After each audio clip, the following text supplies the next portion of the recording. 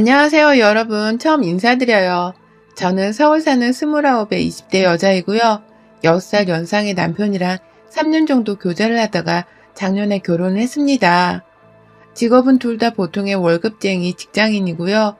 제가 대학 졸업하고서 쭉 다니던 회사가 있었는데 그만두고 한량한 세월을 보내다가 결혼 직전에 지금의 회사에 다시 들어갔거든요.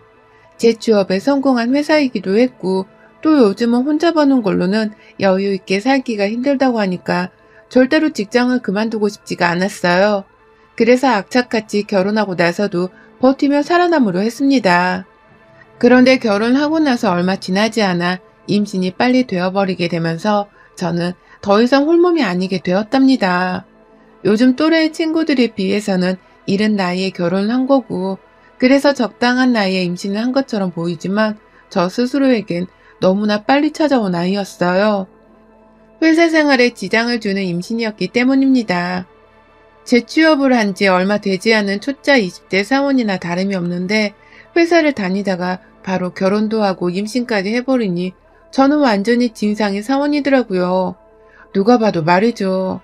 최대한 동료 직장인들한테 피해를 주지 않기 위해서 제가 임신을 하고 나서 얼마나 노력을 했는지 몰라요. 나는 결혼하고 애를 낳고 나서도 이 회사를 꼭 끝까지 다니면서 월급 받고 살고 싶다는 것을 꼭 알려주고 싶었습니다. 그래서 무거운 몸을 이끌고서 계속 회사를 나갔고 일도 정말 열심히 했어요. 막달이 되어서까지도 회사에 붙들려 있으니 그제서야 직원분들의 입에서 먼저 말이 나오더라고요. 왜 육아휴직도 안 쓰고 이렇게 몸을 무리해가며 일을 열심히 하냐며 말이죠. 그 정도로 제가 쭉 몸을 혹사시켰습니다. 첫 애인데도 불구하고 뱃속의 애걱정도 제대로 하지를 않은 채로 말입니다. 제가 이렇게 직장을 오래오래 다니고 싶어 하는 데에는 다 이유가 있었습니다. 다 저 혼자 잘 먹고 잘 살고 그런 게 아니었어요. 저희 결혼하고 신혼집 차릴 때 그래도 남편이 모아놓은 돈을 조금이라도 가지고는 있는 줄 알았습니다. 그런데 남편도 집 하나 전세를 구할 정도의 돈을 모아놓지 못한 상황이었고 집값은 집값대로 올라가 있고 모든 게 엉망진창이었죠. 직장 생활을 하면서 돈을 재 모으기도 전에 결혼을 하게 된 저로서는 결혼 자금이라고 턱 내놓을 수 있는 것이 없었고요. 그래서 정말 염치불구하고 서로의 부모님께 도움을 얻어보게 되었답니다. 그것만큼은 가장 하기 싫었는데 결혼하려고 하니 어쩔 수가 없더라고요. 그런데 그러고 나서도 집값 문제는 전혀 해결이 되지 않았어요. 각자 부모님한테서 받을 수 있는 여유자금을 받아오기로 했는데 남편은 꼴랑 돈 2천만 원을 가지고 온 겁니다. 전세금 하나 구할 수 있는 돈도 없는 형편이었으면 그냥 결혼 생각은 하지 말고 혼자 쭉 연애만 하면서 살 것이지. 왜 결혼을 한다고 해가지고는 여기저기 돈 때문에 혼란스럽게 해야 하나 싶었어요. 우리 친정도 여유가 많이 없는데 그렇게 부족한 돈으로 결혼을 해서 고생할 바에야 그냥 우리는 연애만 하면서 이대로 재밌게 살자며 제 쪽에서 먼저 결혼 얘기를 접기에까지 이르렀답니다. 저는 좀 현실적인 사람이었기 때문에 결혼은 애들 장난이 아니라는 걸 남편에게도 분명히 말했어요. 이대로 대출을 왕창 받을 자격이 있는지도 모르겠지만 설령 대출을 받는다고 하더라도 평생 대출금을 갚으면서 직장에 다닐 수는 없는 것이라는 걸 누누이 말했죠. 그런데도 그 고비를 넘어서고 저희가 결혼했습니다. 남편이 결혼을 꼭 해야 한다면서 바득바득 우긴 것도 있었고 저희 친정에서도 보다 안 되겠다며 돈을 더 보태주셨거든요. 친정 부모님이 들고 와주신 5천만 원에 대출 조금을 더 받아서 저희는 전셋집을 구했고 시댁에서 받은 2천만 원이랑 부가적인 수입을 더해서 결혼식을 치렀어요. 여기저기 돈 들어갈 일이 너무 많았는데 그 돈의 대부분이 우리 부모님 돈에서 나왔다고 생각을 하니 저는 하루라도 빨리 돈을 열심히 벌어서 부모님께 갚아드리며 살아야겠다고 생각을 했답니다. 또 뱃속에 아이까지 가져버렸으니 더욱 책임감을 가지고서는 일을 해야겠다 싶었죠. 제대로 된 계획이라는 게 하나도 없는 채로 이것저것 다 저질러버리며 무책임한 모습도 없잖아 많이 보였었는데요. 부모가 되고 난 후부터라도 제발 돈 문제나 아이 문제에 있어서만큼은 책임감을 가지고 잘 살아보고 싶었습니다. 그래서 제 자신을 더 혹사시켜가면서 회사에 출근을 했고 막달이 되었어도 일하는 것에 있어선 거리감이 없었어요. 오히려 어떻게 하면 산후조리를 빨리 끝내고서 임신 전에 그 가벼운 몸으로 돌아갈 수 있을지에 대해서만 고민을 했죠. 아주 푹 쉬다가 나와서는 아주 진득하게 직장을 다녀볼 참이었습니다. 그래서 산후조리만큼은 들어가는 돈이 분명 아깝긴 했으나 최저 비용만을 들여서 푹 쉴 수 있는 곳으로 가보자 했어요. 제 애를 대신 봐주는 분들이 계셔서 잠이라도 제가 더 많이 잘 수 있는 곳으로 말이죠. 그런데 출산하기 넉 달 전부터 시어머니가 옆에서 산후조리 노래를 부르더라고요. 그냥 제가 어머님이랑 전화통화를 하다가 무의식 중에 산후조리는 잘해야 하니까 좋은 데로 알아봐야 하는데 라는 식으로 산후조리원을 알아보고 있다는 것을 말씀드리게 되었어요. 그런데 그날 후로 저만 보면 산후조리에 대해서 조언을 해주시더라고요. 원래 여자가 임신을 했다가 출산하는 과정이 예전엔 아주 평범한 일과 같은 거였는데 요즘에는 너무 지나치게 조심하는 경향이 있다면서 유난스럽다는 말도 살짝 돌려서 하신 적이 있으셨어요. 그래서 제가 몸 챙기는 게 왜 유난스러운 거예요? 요즘은 다들 애를 하나 아니면 둘밖에 낳지를 않으니까 이왕 낳는 거 좀 더 신중하고 또 몸 신경 쓰면서 산후조리를 하고 싶은 거겠죠.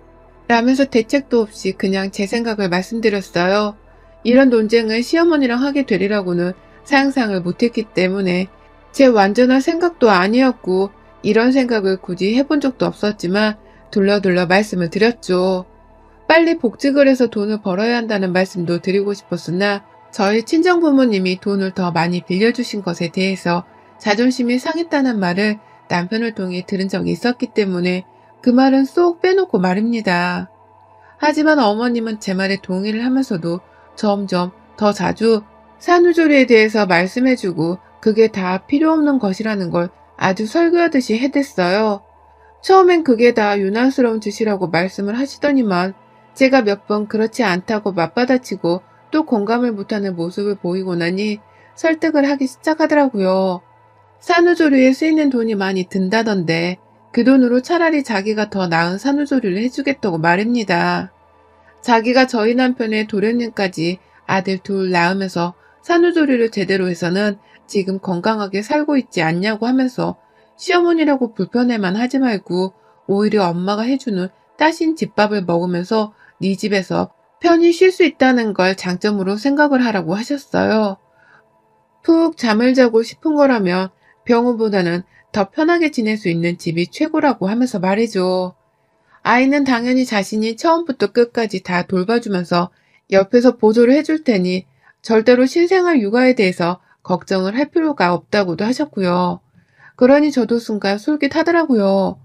당연히 처음에는 시어머니가 저희 부부한테서 빠져나가는 산후조리비가 아까워서 가지 말라고만 하시는 건 줄 알았는데 점점 들어보니 어머님께서 자기가 돈도 딱 50만 원만 받고서는 한 달가량 저희 집에 있어주겠다고 하시고 제 입에 들어갈 밥부터 시작해서 출근하고 퇴근하는 남편의 밥상 그리고 아이를 돌보는 문제까지 옆에서 하나하나 다 보조를 해주겠다고 하시니까 저도 슬슬 출산이 임박해 갈수록 어머님의 말씀에 귀가 기울어져 갔답니다. 솔직히 말해서 산후조리원에 쓰이는 돈을 최저로 잡는다고 하더라도 돈백은 2주 동안 우습게 깨졌거든요. 그런데 어머님이 한 달가량 저희 집에 와서는 산후조리원에서 해주는 것을 돈 50만 원을 해주겠다며 부담을 절대 가지지 말라 말씀을 하니 저로서는 그래도 되겠다 하는 심보가 생긴 것이죠. 그리고 전 결국 더 큰 돈을 쓰면서 잠만 자고 올 산후조리원에 들어가느니 차라리 내 집에서 푹 자며 시어머니께 내 새끼를 맡기는 것이 더 낫겠다 싶었습니다. 그리곤 정말 산후조리원에 들어가지를 않고 자연분만으로 출산을 한 후 이틀 동안의 입원을 거쳐 퇴원을 했어요.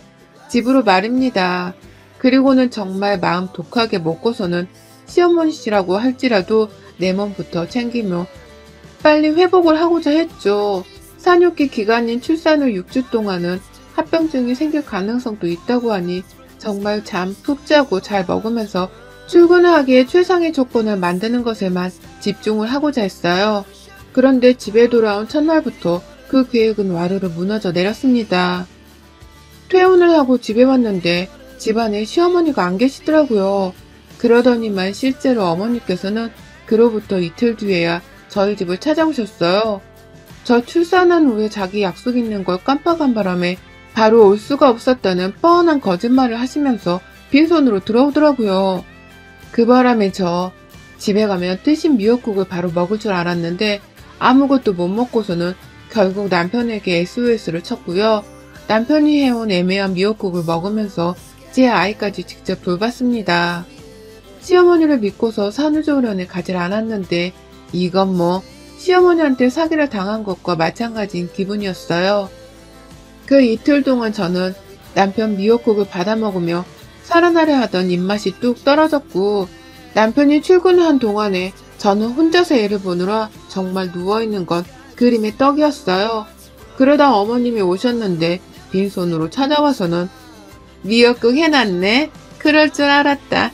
원래 여자는 생존 본능이 있어서 지 먹을 건 알아서 해먹더라. 라면서 남편이 해놓은 미역국을 구경만 하며 추가 요리는 하지 않으셨고요. 오히려 남편이 해놓은 그 미역국을 직접 한 그릇 먹겠다며 잡수시고는 맛대가리가 없다고 짜증을 부리셨어요.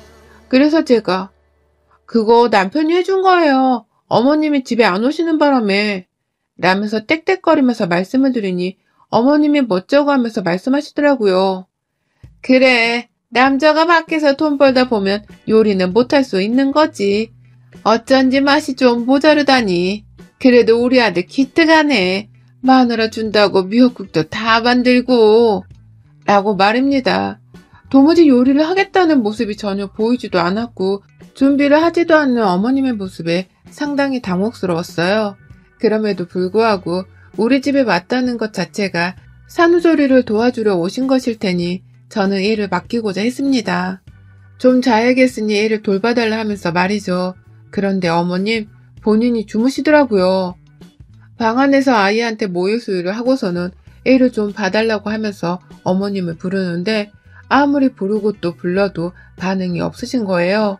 설마 사람이 죽었나 하는 생각에 무거운 몸을 이끌고서는 방 밖을 나가보니 시어머니는 저희 집 작은 방 안에 어느새 이불까지 친히 깔아놓고서는 잠을 퍼질러 자고 계시더라고요. 산후조리를 해주겠다고 온 사람이 산모가 모유수유를 하는 사이에 이불 깔고 드러누워 잘 생각을 했다니. 기가 막혀 말도 안 나왔죠. 그날 시어머니는 남편이 퇴근을 할 때까지 아주 코까지 골아가시면서 편하게 잠을 자셨고 저는 누가 출산을 해서 휴식을 취하고 있는 건지 분간도 안 갈 만큼 저 혼자 얘를 돌보다가 미역국도 직접 끓여 먹기까지 하며 제 몸을 저 스스로 챙겼습니다. 그렇게 사흘 정도로 시어머니께 딱히 도움받는 것 없이 지냈고요. 슬슬 제가 이대로면 그냥 시어머니를 집으로 돌려보내도 되겠다고 생각을 했던 때에 시모께서 한 방을 크게 터뜨려 주셨네요. 그날은 남편이 해준 미역국을 진작 다 먹고서 제가 직접 끓인 미역국을 계속 먹다가 그것마저 다 떨어져서는 먹을 게 없던 날이었어요. 그래서 저는 당연히 저를 돕겠다 와주신 시어머니께 말씀을 드렸죠. 미역국 좀 끓여놔 주시라고 말이죠. 그런데 시어머니가 미역국이 다 떨어졌어?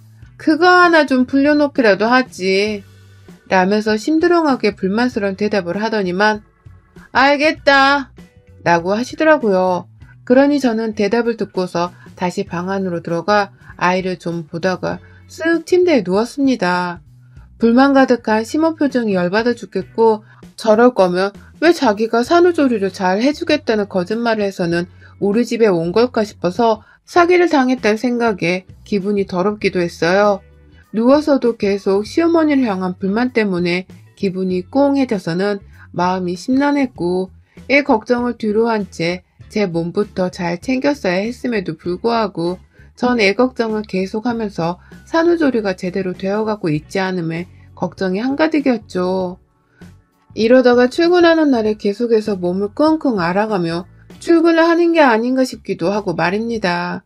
여러모로 시어머니한테 사기를 제대로 당했다는 생각이 들어서 화가 치밀어 오르던 중이었는데 밖에서 시어머니가 요리를 하긴 하는 건지 뭔가 자꾸 뚝딱뚝딱 거리는 소리가 들려오대요. 그래서 전 당연히 어머님이 미역국을 드디어 만들어주는가 보다 싶었습니다. 그래서 잠시라도 좀 쉬어보려 했는데요. 어디선가 정말 어디선가 불현듯 익숙한 냄새가 방 안으로 밀려 들어왔어요. 그 냄새는 마치 제 오감을 완전히 자극함과 동시에 머릿속에서는 자연스레 양은 냄비를 떠올리게 하는 그런 냄새였습니다. 제가 아주 잘 아는 냄새였죠. 저도 모르게 누워있다가 자리에서 일어나서는 이게 뭔 냄새지? 라며 육성으로 말을 했습니다. 그리고는 설마 하면서 아이를 잠시 혼자 내버려둔 채 후다닥 부엌으로 나가봤죠. 하지만 부엌에 도착을 함과 동시에 저의 의심은 확신이 되었고 그 냄새의 진위는 분명해졌습니다. 제게 너무 익숙했던 그 냄새는 바로 컵라면 냄새였어요. 하다못해 라면을 끓이더라도 냄비 안에다가 물을 끓이고서 면을 익히는 4분 정도의 정성도 들이지를 않으셨더라고요. 그냥 컵라면 하나를 발견하셔서는 그 안에 끓는 물을 부어놓고서 면이 익길 기다리며 식탁 위에 올려만 놓으셨더라고요. 미역국을 만드는 줄 알았더니 미역은 온데간데 보이질 않았고 제가 나와서 그 광경을 보며 혀를 내두르자 시어머니는 당황스러워하는 듯 말씀하셨어요. 아니 미역을 불리려면 그것도 또 시간이 들고 너 배고픈 것 같은데 그냥 컵라면부터 먹으라고. 나중에 네 남편 오면 미역국 제대로 해서 줄게. 라고 말해줘. 출산은 내가 했는데 미역국은 남편이 퇴근하면 만들어주겠다니 이게 뭔 소리입니까? 애기 모유수유도 해야 하는데 이런 며느리한테 컵라면을 먹일 생각을 다 하시다니요. 정말 기가 막혀서 코에서는 헛바람이 새어나왔어요. 당연히 저는 컵라면을 먹지 않으려 했고 시어머니가 너무 괘씸해서는 방 안에 들어와서도 분이 안 풀려 끙끙 앓았어요. 온 집안에 라면 냄새가 아주 진동을 했고 얘는 엄마 기분도 모른 채 제 발소리에 깨서는 막 보채려고 하는데 머릿속이 점점 블랙홀이 되어가는 껌껌한 기분이었습니다. 그러다 결국 저는 제대로 먹은 끼니도 없는데 밖에서 나는 라면 냄새가 너무 강렬하게 느껴지던 바람에 결국 그걸 또 처먹었고요. 라면을 먹으면서 전 이 상황 자체가 너무 억울하고 화가 난다면서 혼자 눈물을 그렁그렁 거렸어요. 차라리 그 돈 50만 원을 친정 부모님께 더 얹어서 드리고서는 친정에 가서 지낼 걸 싶었나 하는 후회도 들고 왜 내가 친하지도 않던 시어머니의 말씀을 믿고서는 시어머니께 산후조리를 부탁했나 싶어 또 망연자실했죠. 여러모로 후회가 많이 생기는 저의 결혼생활 자체에 한탄스럽기까지 했고 말입니다. 그렇게 컵라면 반 정도를 먹다가 갑자기 생각의 현타가 밀려와서 남은 컵라면은 죄다 싱크대 위에 버렸고요. 그냥 시어머니께 일을 아예 떠밀듯 맡겨놓은 채로 전 방 안에 들어가 누워버렸어요. 내 집에 산후조리를 도와주려고 오셨으면 그에 합당한 노동이라도 최소한 해달라는 저의 투정이었습니다. 대놓고 시어머니께 화를 내고 싸웠다가 돈 50만 원도 날리고 산후조리도 다 날려버릴까 싶어서 화를 내지는 못한 채 눈치라도 좀 먹으라고 한 짓이었죠. 얘를 그렇게 어머님께 나물러라 맡겨놓고서는 모유수축 하는 것도 겨우겨우 해놓고선 제가 잠이 들어버렸는데 와 깨어보니 거의 저녁 9시더라고요. 남편은 이미 퇴근해서 아이를 돌보며 어쩔 줄 몰라 하고 있었고 남편한테는 밥을 다 차려주신 건지 부엌에 나가보니 씻을 그릇들이 아주 한가득이었어요. 남편은 아무 생각이 없는 건지 저를 보면서 엄마 깼다 라고 하며 반갑게 맞이를 해주는데 저는 시어머니 생각에 도저히 남편을 보고서 웃을 수가 없었습니다. 며느리한테는 컵라면 하나 띡 차려주시던 양반이 자기 아들한테는 얼마나 정성스럽게 밥을 해먹이신 건지 아주 부엌을 가니 치울 것들이 한가득이었고 전 그만큼 화가 더 치밀어 올랐죠. 그 와중에 시어머니는 아휴 내 몸이 내 몸 같지 않아. 몸이 너무 피곤하고 입맛도 없고 나이가 들어서 이런가? 라고 하면서 출산한 제 앞에서 힘들단 소리를 잘도 꺼내시는데 그 꼬라지가 너무 보기 싫어서 씻고 난 후 애를 좀 보다 바로 방 안으로 들어왔어요. 제가 자는 동안 남편이랑 어머님이 어떻게든 알아서 애를 봐주신 걸 알고서는 내가 그냥 모른 척을 하면 지들이 알아서 애를 보긴 보겠구나 싶었거든요. 그렇게 방 안에 들어와서는 혼자 억지로 잠을 청하려 했고요. 그러다가 또 밤 12시가 겨우 넘어가는 그 시각에 눈이 떠졌어요. 아까 컵라면 냄새를 맡았던 기억이 다시 되살아나듯이 아주 익숙한 냄새에 의해서 제 눈이 그 밤에 떠져버린 겁니다. 그런데 옆에 남편이 없더라고요. 애만 조용히 숨소리를 내면서 곤히 자고 있었고요. 애가 깰까봐 저는 출산한 여자인데도 불구하고 발꿈치를 치켜 들어 올리기까지 하면서 조용히 방을 나섰습니다. 그리고는 방문을 열자마자 정말 바로 그 익숙한 냄새의 정체를 또다시 확신하고 말았어요. 그건 바로 치킨이었습니다. 이 밤에 막 치킨을 주문한 건가 싶어서 이 시간까지 문을 여는 치킨 가게가 근처에 있었나 의아해하던 중 밖에서 시어머니의 쥐새끼 같은 말소리가 들려왔어요. 아까 이거 시켰다가 네 마누라가 깨서 얼마나 놀랬는지. 문 밖에서 치킨이 식을까봐 걱정을 했는데 이제 보니 치킨은 식은 게 더 맛있는 것 같다 라고 하시더라고요. 그러면서 지 아들이랑 좋다고 그걸 맛있게 나눠 먹느라 쩝쩝거리는 소리가 제 귀 바로 옆에까지 들려오는데 환장하겠더라고요. 며느리한테 치킨 한 조각 나눠주는 게 아까워서는 아까 제가 일어났을 적에 치킨이 집에 도착을 했음에도 모른 척 그냥 그걸 집 밖에 놔뒀나 보더라고요. 일부러 저한테는 인기척도 안 하고 지들끼리 먹으려고 배달원한테는 배달 시에 문도 놓고 하지 말라고 말을 했던 것이고요. 그러니 저는 아무 눈치도 채지 못한 채 컵라면 반만 겨우 먹고 잠이 들었다가 일어나서도 뭐 하나 얻어먹지를 못한 채 굶주려 하면서 억지로 잠을 들려 했었고요. 제가 속에서 천불이 내고 있던 그 사이 시어머니는 더 영악한 짓을 하면서 저 혼자 치킨을 주문하고 지 아들하고만 먹으려 했던 겁니다. 그걸 또 이 새벽에 저하고 아이가 모두 잠든 사이에 둘이서만 쪼르르 부엌에 나와서는 그걸 처먹고 있는데 그러니 저 두 모자의 행복에 찬물을 끼얹어 줘야겠다 싶었죠. 뭘 쳐드시고 있나? 라면서 불현듯 나타나 두 사람한테 말을 거니 시어머니는 귀신이라도 본 듯 소리치며 자빠지려 하셨고 남편도 놀랬다가 심장을 부여잡고 여보 라고 절 부르더라고요. 그리고 저는 놀래 자빠진 시어머니가 더 놀라시길 바라는 마음으로 눈앞에 있는 치킨박스 하나를 통째로 들고서는 싱크대 위에 가져다 버렸어요. 그리고 물을 틀어버렸죠. 어머님은 저한테 오늘 컵라면 하나 겨우 만들어주시더니 산후조리도 안 하는 남편한테는 저녁밥도 차려주시더니만 야식도 시켜주셨나봐요. 누가 보면 이 사람이 애를 낳은 줄 알겠어요. 라고 말을 하면서 시어머니를 노려보니 남편은 컵라면만 먹었다고? 당신이? 라면서 저를 따라서 시어머니를 쳐다보더라고요. 아무래도 시어머니가 남편한테는 저한테 산후조리를 잘 시켜주고 있다는 거짓말을 하셨던 것 같아요. 그러니 남편도 제가 컵라면 하나만 먹으면서 산후조리를 하고 있었던 사실에 많이 놀란 듯 보였고요. 제 손이 부르르 떨리면서 시어머니를 노려보고 있자 남편은 그러더라고요. 자기야 미안해. 나는 당신이 모유수유한다고 음식은 밥 말고는 안 먹는 줄 알고서 딴에 배려를 한다고 조용히 나와 먹으려 한 건데 오늘 컵라면을 먹었을 줄은 몰랐네. 라고 말이죠. 그 말을 하면서 자기 엄마를 저 따라 째려보는데 시어머니는 그런 저희 눈을 피하다가 말씀하시대요. 아니 제가 입맛이 없어 보였어. 컵라면 하나 먹으면 입맛이 살겠거니 했지. 라고 하면서 활짝 웃으시는 거예요. 애가 자고 있는데 조심하지도 않고 신나는 목소리로 크게 말씀을 하시길래 제가 그 앞에다가 대고서 침을 튀겨가며 말했죠.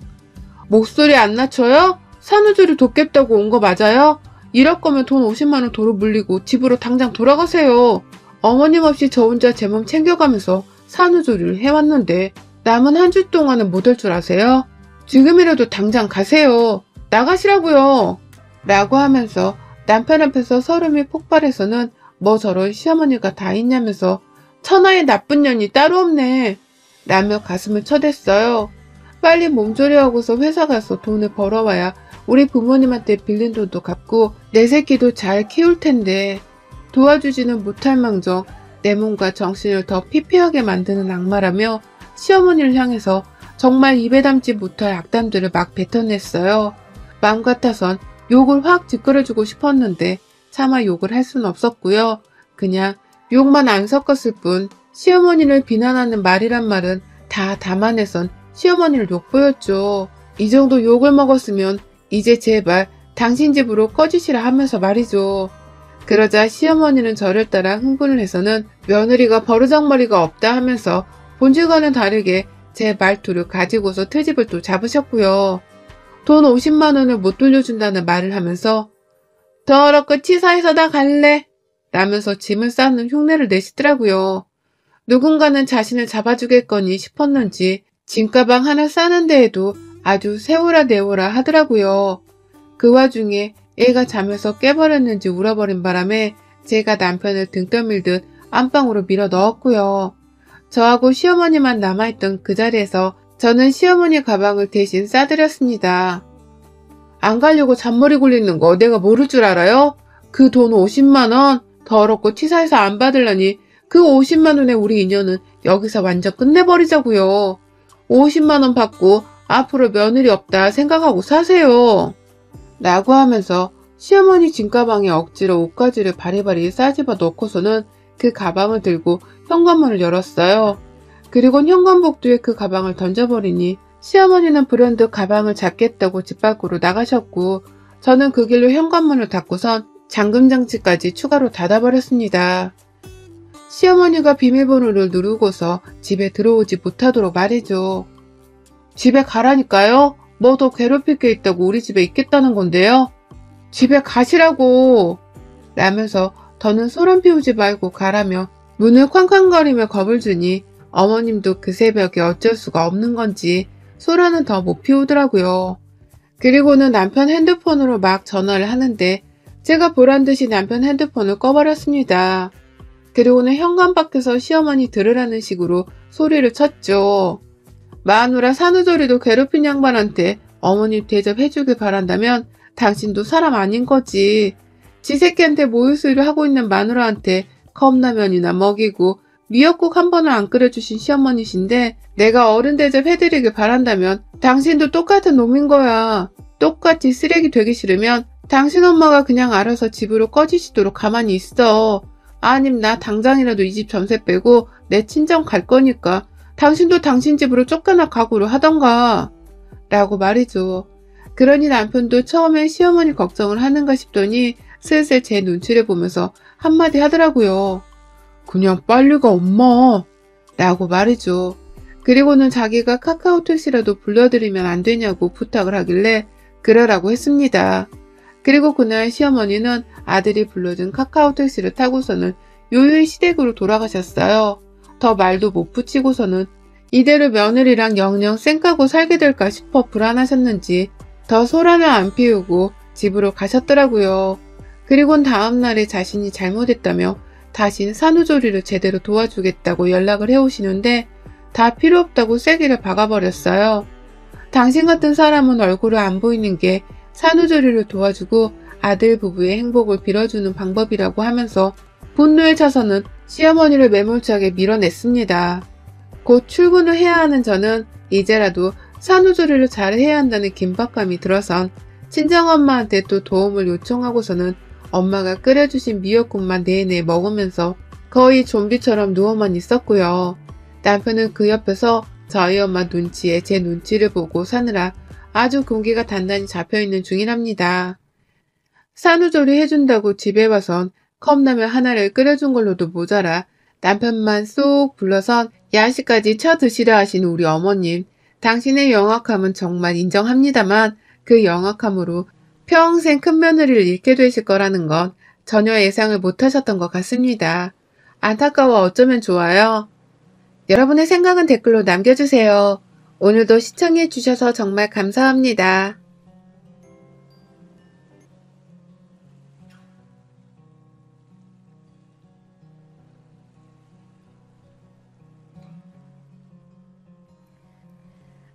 안녕하세요. 저는 서울에 거주하고 있는 30대 중반의 여자입니다.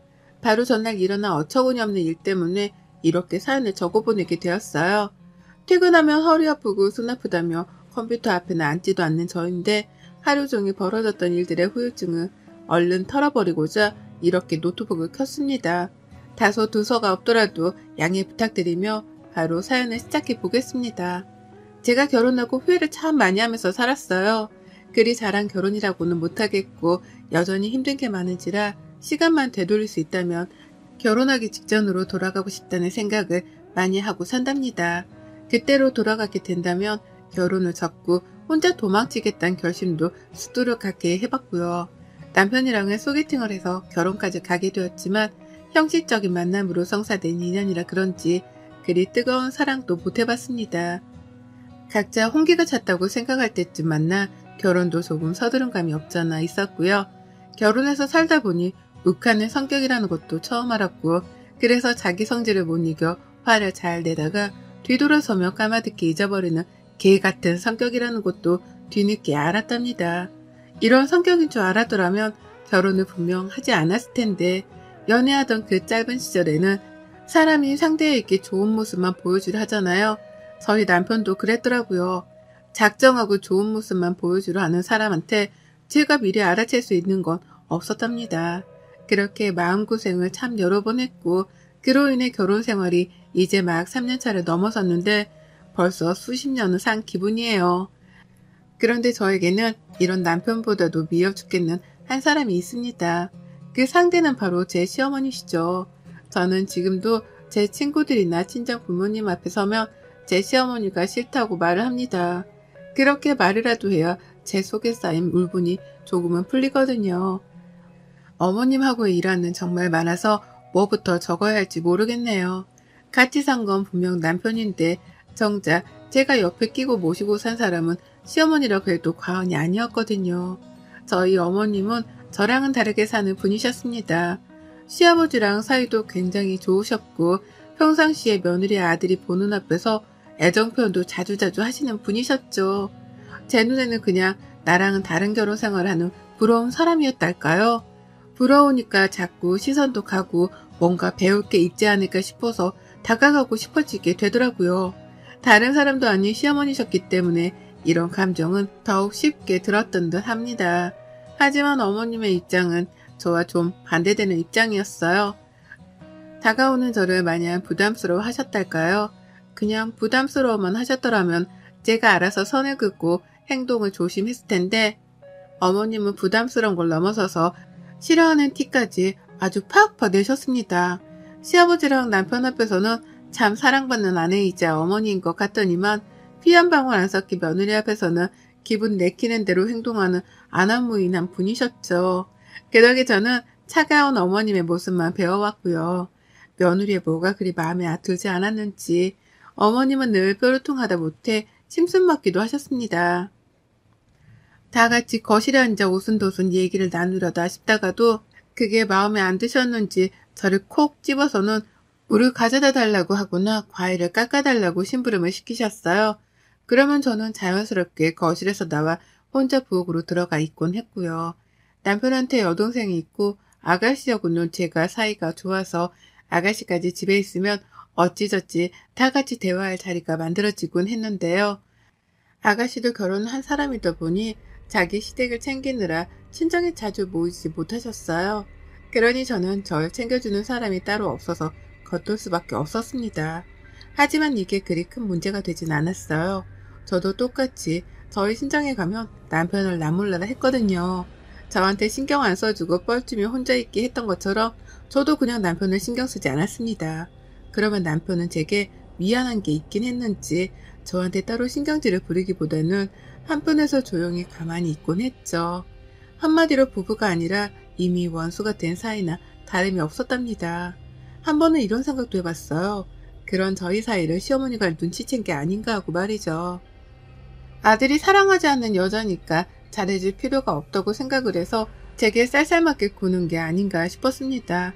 하지만 그렇다고 하기에는 어머님이 참 지나칠 정도로 저랑 선을 긋고 사셨어요. 자기 기분 안 좋을 때 신경질도 대놓고 부리시고 얼굴 표정이 구겨진 순간부터는 어머니 눈치를 살피느라고 마음이 내내 불편했답니다. 그뿐이게요. 시댁에 갈 때 제가 입고 가는 옷을 확인도 하더라고요. 저도 직장을 다니고 노후 준비 잘 되어 있는 친정 부모님 덕분에 어디다가 돈 빠져나갈 걱정은 안 하고 사는 사람이었습니다. 그러니 제 능력껏 명품백도 몇 개 가지고 있었어요. 그런데 그걸 어머님이 그렇게나 싫어하더라고요.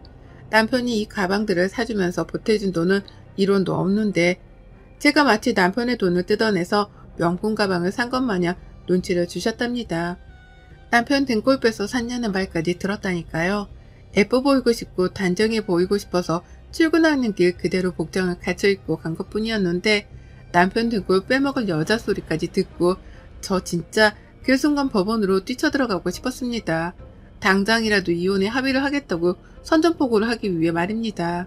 말 한마디를 하셔도 꼭 저한테 당장이라도 말싸움을 하고 싶다는 사람 마냥 시비를 걸곤 하셨죠. 그러니 싸움을 하기 싫은 저희더라도 빈정이 상하는 건 어쩔 수 없더라고요. 그 바람에 집에 가서는 꼭 한 번씩 입을 발차기를 하기도 했죠. 왜 시어머니께 말대답 한번 제대로 하지 못했나 하는 후회 때문에 말입니다.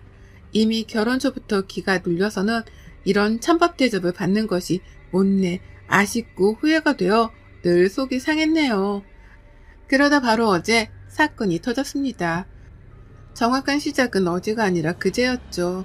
제가 평상시 핸드폰을 막 달고 사는 사람도 아니고 업무 말고는 깨떡 어플을 따로 확인하는 편도 아니었어요.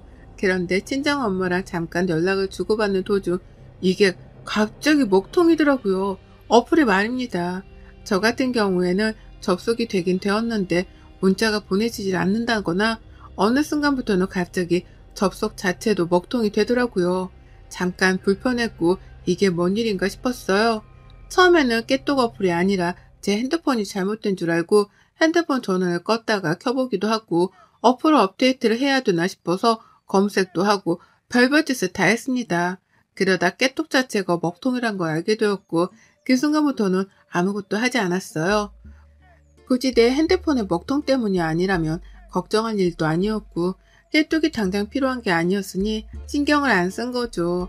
그러고는 내내 멀쩡히 일상을 보냈습니다. 제 일을 하고도 필요한 건 직접 전화나 핸드폰 외에 문자를 보냈어요. 그렇게 하고 나서 보니 불편한 건 정말 하나도 없었습니다. 그런데 집에 와보니 남편이 전화를 붙들고는 끊질 않더라고요. 시어머니하고의 연락을 하는 중이었던 겁니다. 뭔 얘기를 그렇게 심각하게 하는 중인 건지 남편은 시어머니의 대화를 듣고 달래주기만 바빴어요. 시어머니는 뭐라 짜증 반 목소리 반을 키운 채로 끊임없이 말을 꺼내는 중이셨고요. 너무 궁금해서 저도 모르게 집에 들어오자마자 귀를 쫑긋거리다가 남편 옆에 앉았습니다. 그랬더니 남편도 시어머니한테 슬슬 짜증이 난 건지 너도 들어보라는 속삭임과 함께 스피커폰을 켜더라고요. 그 덕에 저는 시어머니가 하는 말을 모두 들었고요. 어머님은 나이 10대도 아니고 20대도 아닌 60대의 어머님은 깨똑이 먹통이라는 사실이 너무 속이 상하고 불편해 죽겠다면서 그에 대한 짜증과 불평을 남편에게 털어놓고 계셨답니다. 깨똑 먹통으로 인해 할 수 있는 게 아무것도 없고 그 바람에 연락을 해야 하는 친구들과도 연락을 못하고 있다면서 심심해 죽겠다고 하소연을 하셨네요. 전 솔직히 새삼 놀랐어요. 젊은 저도 그리 큰 불편함은 못 겪었는데 60대인 어머님이 난리를 피우니까요. 그게 속이 상하고 불편하다며 아들한테까지 연락을 해서 화를 낼 일인가 싶었습니다. 평상시 남편 앞에서만큼은 화를 덜 내는 어머님이셨기 때문에 제 눈에는 이 상황이 보다 우습고 놀랄 수밖에 없어 보였답니다. 그렇게 어머님은 한참이나 더 지나서야 전화를 끊으셨고 남편은 전화를 끊자마자 제 앞에서 혼잣말 비슷하게 말하더라고요. 도대체 깨똑이 뭐라고? 나도 안 불편한데. 라고 말이죠. 저도 그 말에 수긍을 하면서 괜시리 깨똑을 한 번 더 열어봤고 여전히 먹통인 걸 보면서 속으로 생각했죠. 여전히 먹통이구나 라고 말이죠. 불편해서 못 참겠다거나 어디다가 불평을 해야겠다고 감히 생각은 해보지 않았습니다. 그냥 먹통이니 먹통인 줄 알았고 시간이 지나면 자연스레 해결이 되겠거니 싶어서 내버려 뒀어요. 아무 생각이 없었어요. 그리고 난 후 저는 주말을 맞아 늦잠도 자고 제 나름의 게으름을 피우면서 시간을 즐겼습니다. 주말은 평안했고 깨똑을 켰다가 또 반응이 없길래 여전히 먹통인가 보다 싶어서 핸드폰을 아예 쳐다도 안 봤어요. 그 사이 남편은 시어머니한테서 깨똑이 여전히 안 되어 불편하다 불평을 전해들은 건지 우리 엄마가 또 라면서 혼잣말로 신경질적인 말도 내뱉었죠. 그러다 월요일이 되니 깨똑이 되더라고요. 그냥 접속이 잘 되었습니다. 그리고 전 아무 생각 없이 프로필 사진을 바꿨어요. 보아하니 친구들 프로필명에 깨똑이 안 되어 불편했다는 말도 적혀있고 또 깨똑이 이제서야 된다는 기쁨의 말도 적혀있는 거예요. 그래서 저도 뭐라도 사진을 바꿔서 재밌는 이 상황에 웃음을 줘보려고 가지고 있던 귀여운 애니메이션 사진을 프로필로 등록했습니다. 사진은 기쁨의 눈을 글썽거리는 애니메이션 속 고양이 사진이었어요. 그리고 저는 깨똑 명에다가도 그렇게 적었죠. 나 그리웠지? 라고 말입니다. 정말 여기까지 적는데 아무런 의도도 없었습니다. 그냥 깨똑 먹통에서 얻은 아이디어와 느낀 점을 바탕으로 사진을 변경하고 프로필명을 고친 거예요. 그런데 문제는 그 다음이었어요. 갑자기 어머니가 저희 집으로 오겠다고 전화 한 통을 남기셨어요. 그러더니만 30분도 채 지나지 않아서 어머님이 도착을 하셨습니다. 전화를 한 순간 이미 저희 집으로 출발을 한 후였던 거였죠. 뭐가 그리 급해서 집으로 뛰어오셨나 싶어서 영문도 모른 채 어머님을 맞이했는데요. 어머님은 들어오자마자 저에게 쌍욕을 퍼부으셨어요. 그리고는 이런 말을 함께 소리쳐가며 제게 던져대셨죠. 너 누가 계정을 2개나 가지고 있어? 네가 바람을 피우지 않은 이상 멀쩡히 결혼해서 직장 다니는 얘가 깨똑 아이디 2개를 가지고 있는 게 말이 돼? 말이 안 되잖아. 라고 말입니다.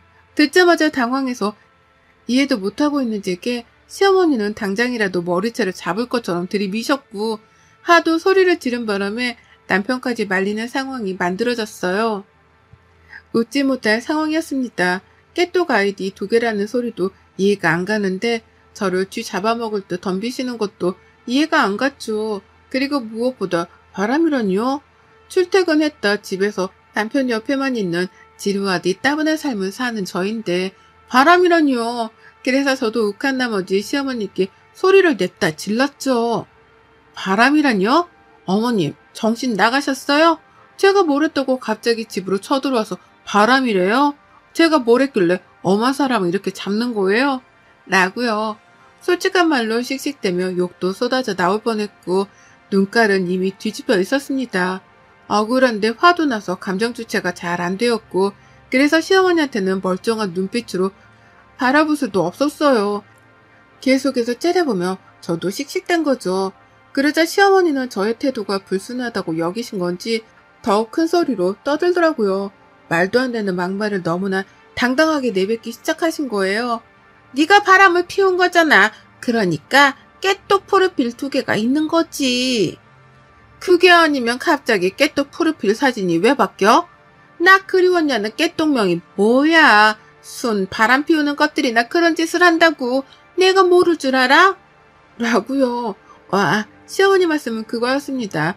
깨똑이 먹통이 되어서 은연중에 멀티 프로필을 가지고 있던 사람들의 프로필 이전 사진들이 강제 공개가 되었다더군요. 전 어머님이 말씀을 해주기 전까지는 전혀 몰랐습니다. 그리고 어머님은 그 사실을 바탕으로 갑자기 깨똑 프로필 사진이 바뀐 저의 프로필도 의심을 했다는 겁니다.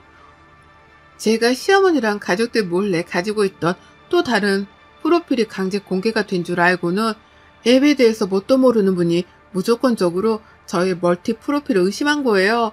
기존의 프로필임에도 불구하고 자신이 못 보던 사진이 프로필에 올려져 있다는 이유만으로 제가 숨겨놓은 비밀의 프로필이라고 생각을 하신 겁니다.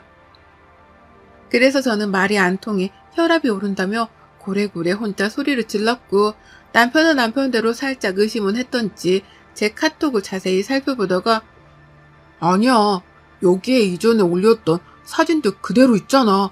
이거 원래 우리가 보던 그 계정이야. 라고 하면서 뒤늦게야 시어머니를 달랬어요. 시어머니는 그제서야 쪽팔리고 체면이 안 서는 건지 그래? 아닌데? 라고 하면서 이상하다는 듯 깨똑을 탓하셨고 저는 홧김에 손모가지가 올라갔다가 시어머니를 밀쳐내고 집을 나갔습니다. 밖에 나와서 혼자 길거리를 서성이며 얼마나 분하다 가슴을 쳐댔는지 몰라요.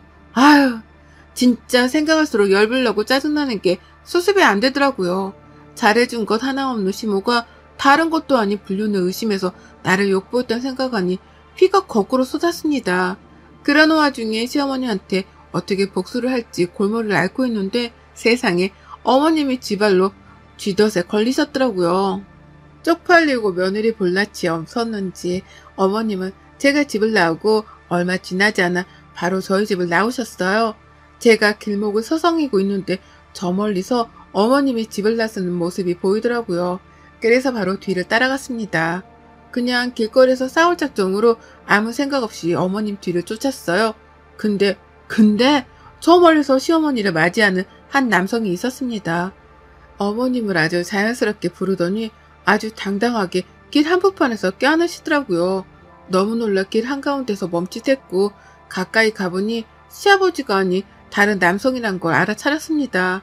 시모가 호적에도 없는 남자라 길 한복판에서 껴안고 스킨십을 저지른 거예요. 그걸 제가 딱 목격한 거였고요. 방금 전에는 나보고 바람을 피운다며 엄한 오해를 하더니만 이제 보니 정작 바람 피운 거 시모였던 거예요. 먼 눈엔 뭐만 보인다더니 지가 바람을 피우고는 저한테 괜한 오해를 한 겁니다. 그리고 이제서야 이해가 갔죠. 왜 그렇게 시모가 깨뚝이 안 되는 것에 답답해했고 왜 멀티 프로필이란 것에 대해서 알고 계셨는지에 대해 말입니다. 정작 깨뚝을 오래 써온 저도 멀티 프로필이란 걸 설정할 생각도 못했었고 관심도 없었습니다. 그런데 그런 저에게 멀티 프로필이라니, 숨겨둔 프로필이라니 어쩌니 하시며 화를 내더니 그게 다 어머님의 경험담이었더라고요.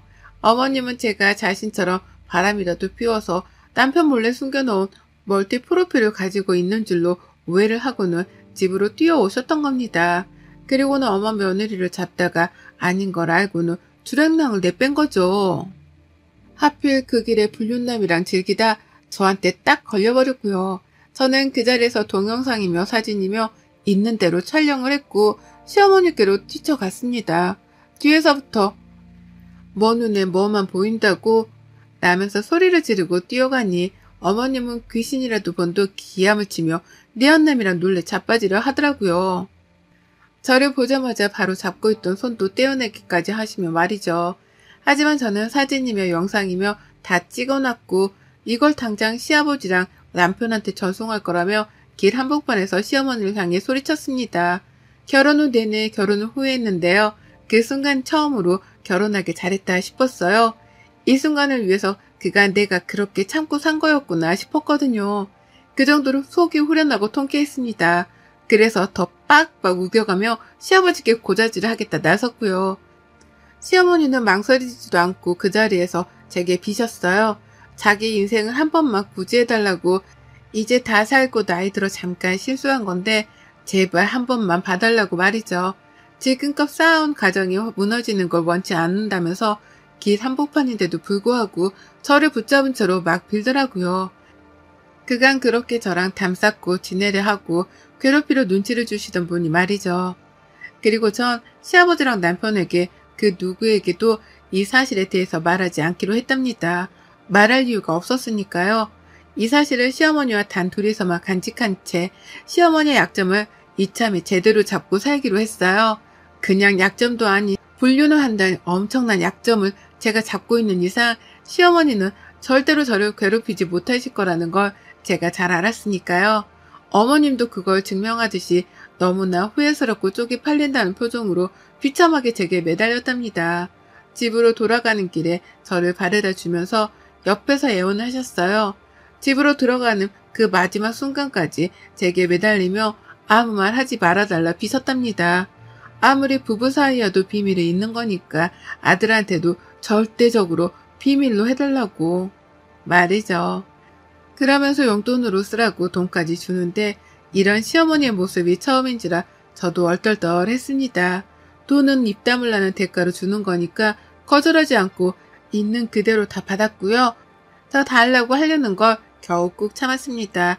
표정 관리하면서 언제라도 입을 털 수 있으니 행동거지 조심하시라 시어머니께 경고도 날렸네요. 그리고는 집에 들어와 다짐했습니다. 이 일을 정말 죽을 때까지 비밀로 해야겠다고 말이죠. 그리고 이제부터 시작합니다. 시어머니의 약점을 쥔 채 강자로 군림하는 삶을 말이죠. 이제 누가 뭐래도 갑은 저이니 날 함부로 대할 시어머니를 가만 내버려 두지 않을 겁니다.